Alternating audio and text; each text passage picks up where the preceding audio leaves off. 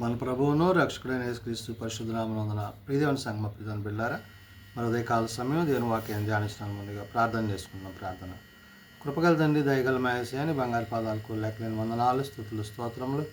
గతించిన రాత్రి అంతా నీ రెక్కల చాటును కాచి కాపాడి సంరక్షించిందేవా మరి ఉదయకాల సమయం సజ్జలు లెక్కను చేసి ప్రార్థించుండగా వాక్యమైన దేవుడు వాక్యం ద్వారా నాతో మాతో మాట్లాడి మీరే మహిమ ఘనత ప్రభావాలు పొందమని యేసునామమున నడుచున్నాం తండ్రి. ఆమేన్.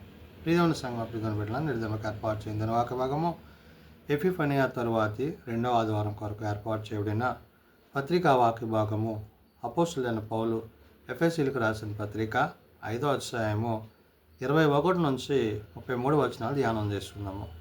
ఎపిఫనియా తరువాతి రెండో ఆదివారం కొరకు ఏర్పాటు చేయబడిన పత్రికా వాక్య భాగము అపోస్తులైన పౌలు ఎఫెసీలకు రాసిన పత్రిక 5వ అధ్యాయము 21 నుంచి 33 వచనములు ఈ విధంగా రాయబడి ఉన్నవి.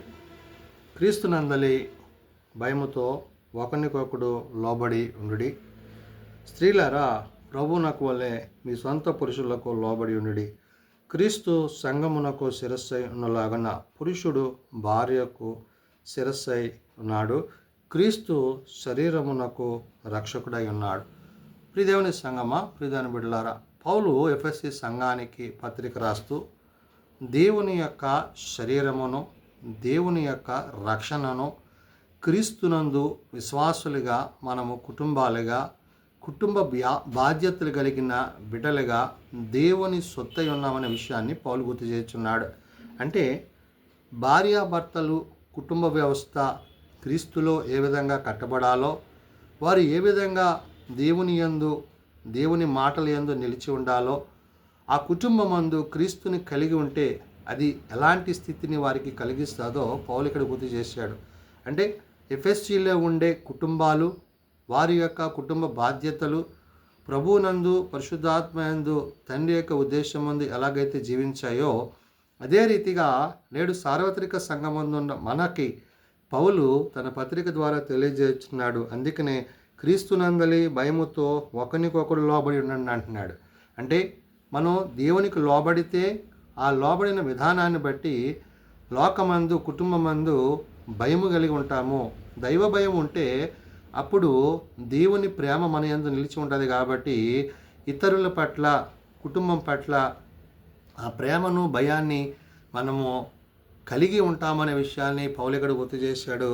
అందుకనే క్రీస్తునందలి భయముతో ఒకరికొకడు లోబడి ఉండండి అంటున్నాడు. అంటే నిన్ను వలె నీ పొరుగు వారిని ప్రేమించమని ప్రభువు సెలవిచ్చినట్లుగా ఈ ప్రేమ శాశ్వతమైనది కాబట్టి, అది ప్రభువు నుండి మనకి కలిగింది కాబట్టి, ఆయనే మొదట మనల్ని ప్రేమించారు కాబట్టి ఈ విషయాలన్నీ ఇక్కడ పౌలు చెప్తా అంటున్నాడు. స్త్రీలారా, ప్రభువునకు వలె మీ సొంత పురుషులకు లోబడి ఉండండి అంటున్నాడు. అంటే ప్రభువుకి మీరు ఏ విధంగా అయితే లోబడి ఉంటున్నారో, ప్రభువునందు ఏ విధంగా అయితే విశ్వాసంలో కొనసాగుతున్నారో, అదేవిధంగా కుటుంబ వ్యవస్థలో మీ సొంత పురుషులకు, అంటే మీ భర్తలకు లోబడి ఉండండి అంటున్నాడు. అంటే ఆత్మీయ స్థితిగతిని ఇక్కడ గుర్తు చేస్తుంది. విశ్వాస జీవితంలో, కుటుంబ జీవితంలో భార్యాభర్తలు ఏకీభవించి దేవుని సన్నిధిలో తీర్మానం తీసుకునే ఆ యొక్క ప్రకటన, అంటే వివాహమందు వారు చేసుకునే జతపరచబడుతున్న విధానం ఏదైతే ఉందో ఆ విధానాన్ని ఇక్కడ పౌలు గుర్తు చేశాడు. అందుకనే స్త్రీలారా, ప్రభువునకు వలె మీ సొంత పురుషులకు లోబడి ఉండండి అని చెప్తున్నాడు.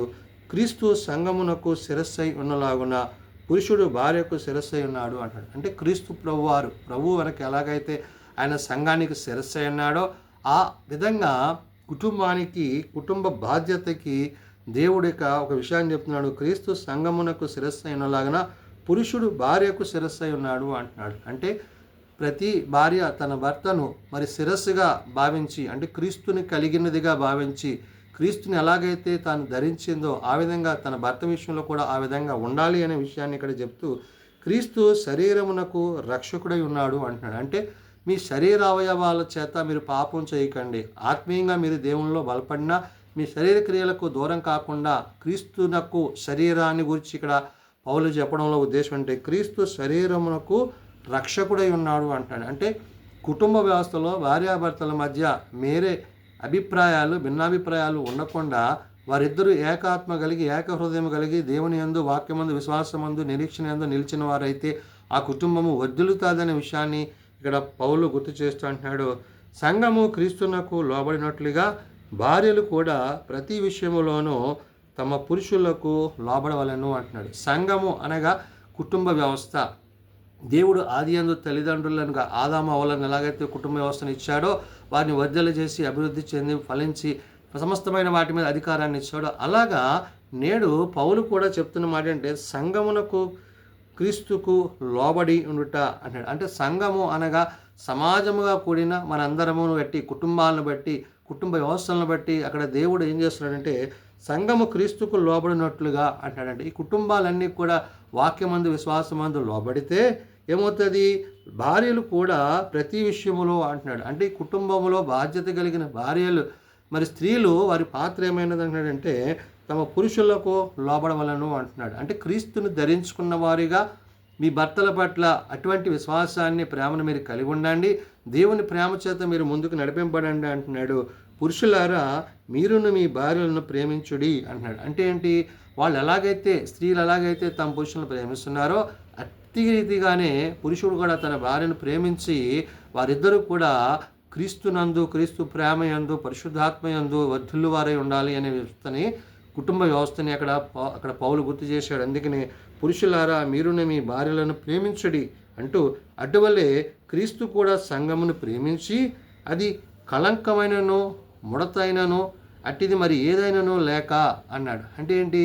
ఎలాగైతే ప్రభువు సంఘాన్ని, అంటే మనల్ని ప్రేమించి మన యొక్క ప్రతి అవసరతాన్ని తీరుస్తూ మన కష్టాల్లో మనకు ఆయన తోడై ఉంటున్నాడో ఆ విషయాలను ఇక్కడ పౌలు చెప్తున్నాడు. ఏమని? అటువల్లే క్రీస్తు కూడా సంఘమును ప్రేమించి అంటున్నాడు. అంటే కుటుంబాన్ని ప్రేమించి, కుటుంబ వ్యవస్థను ప్రేమించి అది కళంకమైనను ముడతైనను అంటున్నాడు. అంటే ఆ కుటుంబ వ్యవస్థలో భార్యాభర్తల మధ్య భిన్నాభిప్రాయాలు, భేదాభిప్రాయాలు లేకుండా వారు ఏక శరీరము, ఏకాత్మ కలిగి దేవుని యందు విశ్వాసమందు నిలిచి ఉండాలనే విషయాన్ని చెప్తున్నాడు.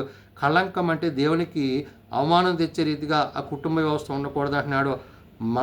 ముడతైనను అట్టిది మరి ఏదైనా లేక అంటున్నాడు. అంటే కుటుంబ వ్యవస్థలో భార్యాభర్తలు ఏకాత్మ కలిగి ఉన్నప్పుడు ఆ కుటుంబ వ్యవస్థ దేవుని యందే, ప్రభువునందే మరింతగా బలపడుతుంది. ఒకవేళ అటువంటి పరిస్థితి లేకపోతే వారు ఏకీభవించి ప్రార్థన చేసి వారి కుటుంబాలను క్రీస్తులో కట్టుకోవాలనే విషయాన్ని ఇక్కడ చెప్తున్నాడు. పరిశుద్ధమైనవి గాను అంటున్నాడు. అంటే మీలో అపవాదికి చోటియక, భార్యాభర్తల మధ్య అపవాదికి చోటియక, ఆ అపవాది ప్రవేశించినప్పుడు వారి మధ్య భేదాభిప్రాయాలు వచ్చి వారి కుటుంబ వ్యవస్థ మరి నాశనమయ్యే పరిస్థితులు ఉన్నాయి. కాబట్టి ఇక్కడ పౌలు అంటున్నాడు అట్టివి మరి ఏను లేక పరిశుద్ధమైనది గాను నిర్దోషమైనది గాను అంటున్నాడు. అంటే నీవు పరిశుద్ధంగా జీవించాలంటే ప్రభువుని కలిగి ఉండాలి. నిర్దోషంగా నీవు ఉండాలి అంటే ఏ దోషము లేకుండా, పాపము లేకుండా మీ ఏకాత్మ ఏకహృదయంతో ప్రభువుని ప్రేమిస్తే అదే ప్రేమ మీ వల్ల నిలిచి ఉంటుంది అని చెప్తున్నాడు. మహిమగల సంఘముగా ఆయన తన ఎదుట దానిని నిలువబెట్టవలనని అంటున్నాడు. అంటే ఆ పరలోకమందు ప్రభువుతో మన కుటుంబాలు సదాకాలము జీవించాలంటే భూమి మీద నివసిస్తున్న నీవు, నీ కుటుంబము, నీవు, నీ భార్య, నీ బిడ్డలు, నీ సంఘము, నీ విశ్వాసము, నీ పరిశుద్ధత ఇవన్నీ కూడా క్రీస్తుకి కళంకమైన, ముడతైన, మచ్చైన తేకుండా ఉండాలి. అటువంటి కుటుంబ వ్యవస్థ నువ్వు కలిగి ఉండాలి అనే విషయాన్ని పౌలు చెప్తున్నాడు. వాక్యముతో ఉదక స్నానము చేత దానిని పవిత్రపరచుకోండి అంటాడు. ఏ వాక్యం అయితే ఆదియందు దేవుడు మనకు ఇచ్చాడో ఆ వాక్యాన్ని బట్టి నీవు జీవించు. ఆ వాక్యానుసారంగా నువ్వు బ్రతికితే కనుక ప్రభు రాజ్యంలో నీవు ఉంటావు అంటున్నాడు.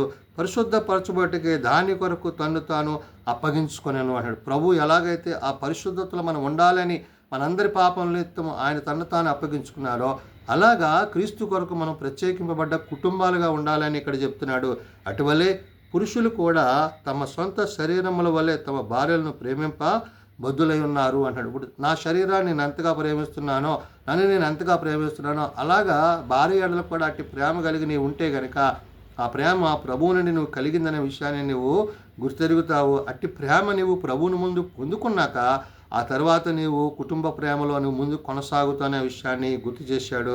తన భార్యను ప్రేమించువాడు తను ప్రేమించుకొనుచున్నాడు అంటాడు. అంటే తను తాను ఎలాగైతే ప్రేమించుకుంటున్నాడో ఆ విధంగా తన భార్యను కూడా అతను ప్రేమించినప్పుడు అది ప్రభువు యొక్క ప్రేమ ఉన్నదనే విషయాన్ని చెబుతూ తన శరీరమును ద్వేషించువాడు ఎవడనూ లేడు కానీ ప్రతివాడు దానిని పోషించి సంరక్షించుకొనును అంటున్నాడు. అంటే శరీరంతోనూ ఆత్మతోనూ ఈ కుటుంబ బాధ్యత దేవుడిచ్చిన స్థితిని బట్టి మనం విశ్వాసంలో కొనసాగాలి. అటు శారీరకంగాను ఆత్మీయంగానూ ఏకహృదయం ఏకాత్మ కలిగి ఉండాలనే విషయాన్ని చెప్తున్నాడు.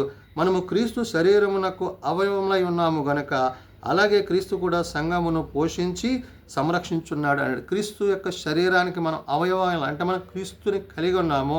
ఆయన స్వారూప్యంలో ఆయన పోలికలో ఉన్నాం కాబట్టి మనము ఆయన ఉన్నాము కాబట్టి ఆయన శరీరం ద్వారా ఆయన రక్తం ద్వారా మనం బలపరచబడుతున్నాం కాబట్టి ఆయన శరీరం ద్వారా రక్తం ద్వారా మనం కడగబడుతున్నాం కాబట్టి దినదినము మనం పరిశుద్ధపరచబడుతున్నాం కాబట్టి ఆ పరలోకంలో ప్రభుత్వం ఉండే ఆ ఆధిక్యతని ఇక్కడ పౌలు గుర్తు చేస్తున్నాడు. అందుకని ఈ హేతువు చేత ఆ పురుషుడు తన తండ్రిని తల్లిని విడిచి తన భార్యను హత్తుకొనను వారిద్దరును ఏకశరీరై ఉందును అంటున్నాడు. అంటే కుటుంబ వ్యవస్థలో మరి తల్లిదండ్రుల యొక్క పాత్రను గుర్తు చెప్పాడు. ఆ తర్వాత కలిగిన బిడ్డలు వారి వివాహాల గురించి చెప్తున్నాడు. మళ్ళా వారి కుటుంబాలుగా కట్టబడతారని చెప్తున్నాడు. ఇది క్రీస్తుని బట్టి క్రీస్తు ప్రేమను బట్టి ఆయన మనకు అనుగ్రహించిన ఆత్మీయ సత్యాన్ని ఇక్కడ పౌలు గుర్తు చేస్తున్నాడు. ఈ మర్మము గొప్పది, అయితే నేను క్రీస్తుని గూర్చియు సంఘమును గూర్చి చెప్తున్నాను అని. ఈ మర్మము ఏంటంటే కుటుంబ వ్యవస్థ అనేది మర్మంతో కూడింది. అది దేవుని యొక్క ప్రణాళికలో ఉండాలి. వారిద్దరూ దేవుని యందు విశ్వాసం కలిగి ఉంటే ఆత్మీయంగా ఉంటే ఆ కుటుంబంలోకి అపవాది ప్రవేశించడు. తద్వారా వారు క్రీస్తులో కట్టబడతారు. తద్వారా వారు క్రీస్తుని నిలిచి ఉంటారు. ప్రభు ఏ సమయాన్ని వచ్చినా ఆ కుటుంబము పరమందు నిలిచేదే ఉంటుందనే విషయాన్ని పౌలు ఇక్కడ గుర్తు చేస్తున్నాడు. మెట్టుకు మీలో ప్రతి పురుషుడును తనువలే తన భార్యను ప్రేమింపవలను, భార్య అయితే తన భర్త యందు భయము కలిగి ఉండినట్లు చూచుకొనవలన అంటాడు. అంటే భార్యాభర్తల మధ్య ఉండే సంబంధము అది ప్రభువుని బట్టి కలుగుతుంది. కాబట్టి ప్రభువుని కలిగి ఉన్నవాడు, క్రీస్తుని కలిగి ఉన్నవాడు, క్రీస్తు ప్రేమ కలిగి ఉన్నవాడు భార్య యందు ప్రేమ కలిగి ఉంటాడు. ఒకవేళ ప్రభువును నువ్వు కలిగి లేకపోతే భార్య ఎడల నువ్వు ప్రేమ లేకపోతున్నావు అనే విషయాన్ని పరిశుద్ధాత్మ దేవుడు పౌలు ద్వారా చెప్తున్నాడు. మొదట నువ్వు ప్రభువుని ప్రేమించగలిగితే తర్వాత నీ భార్యను, నీ కుటుంబాన్ని, నీ బిడ్డలను నువ్వు ప్రేమించగలుగుతావు.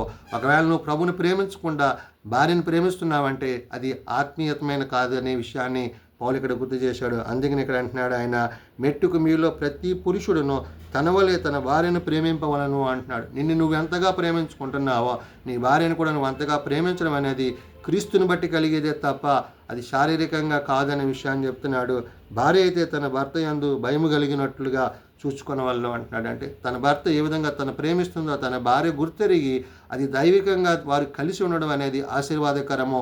ఒకవేళ అటువంటి స్థితి లేకపోతే ఇక నుంచైనా మరి కలిసి ఉండి ప్రభువులో విశ్వాసంలో కట్టబడితే ప్రభు రాజ్యంలో వారు ఆ నూతన స్థితిలో మార్చబడి క్రీస్తు ఇచ్చిన ఇక కుటుంబ వ్యవస్థను బట్టి విశ్వాసంలో వారు కట్టబడతారు. ప్రభు ఏ క్షణాన్ని వచ్చినా ఆయన రాజ్యం అందు నిలిచి ఉంటారనే విషయాన్ని పౌలు ఆనాడు ఎఫెసీ సంఘానికి నేడు సార్వత్రిక సంఘానికి తెలియజేస్తున్న మాటలు. ప్రార్థన చేసుకుందాం. మమ్మల్ని మిక్కిలిగా ప్రేమించిన మా తండ్రి, కృప కలిగిన దేవ, నిజమైన ఆయన కుటుంబ వ్యవస్థను అయ్యా భార్య యొక్క పాత్ర, భర్త యొక్క పాత్ర వారిద్దరూ ఏక శరీరమై నీ యందు నిలిచినప్పుడు నిన్ను ప్రేమించు వారైతే నీ యందు నిలిచిన వారే అంటారు. ఒకవేళ నీ ప్రేమ వారిలో లేకపోతే వారు నిలబడలేరు, పడిపోతారు. కాబట్టి నాయన అటు రీతిగా ఉండకుండా నీ వాక్యంను అనుసరించి నీ వాక్యానుసారంగా జీవిస్తూ శరీరానుసారంగా కాక ఆత్మీయంగా బలపడి విశ్వాసంలో కట్టబడి నీ యందు నిలిచినట్లు నీ సహాయం దయచేయండి. అయ్యా నీ యందు మేమును మా యందు నీ మాటలు నిలిచినట్లు మా అందరికీ నీ సహాయము నీ కృపను అనుగ్రహించమని యేసునామమున ప్రార్థించి వేడుకొనుచున్నాము తండ్రి. ఆమేన్. పరలోకమందున మా తండ్రి, నీ నామం పరిశుద్ధపరచబడుగాక, నీ రాజ్యం వచ్చుగాక, నీ చిత్తం పరలోకమందు నెరవేర్చినట్లు భూమి మీద నెరవేరుగాక. మనదిన మాకు దయచేయము. మళ్ళీ అపరాధం చేసిన వారిని మేము క్షమించిన ప్రకారం అపరాధములను క్షమించము. శోధనల తేక దుష్టులను తప్పించము. రాజ్యము, శక్తి, మహిమ నిరంతరము నీవే అన్నావు తండ్రి. ఆమేన్. మన పరమ తండ్రి దేవుని ప్రేమ, ప్రభు అయిన యేసుక్రీస్తు కృప, ఆదరణకర్త అయిన పరిశుద్ధాత్మ సహాయము సదా తోడయండి సంరక్షించునుగాక. ఆమేన్.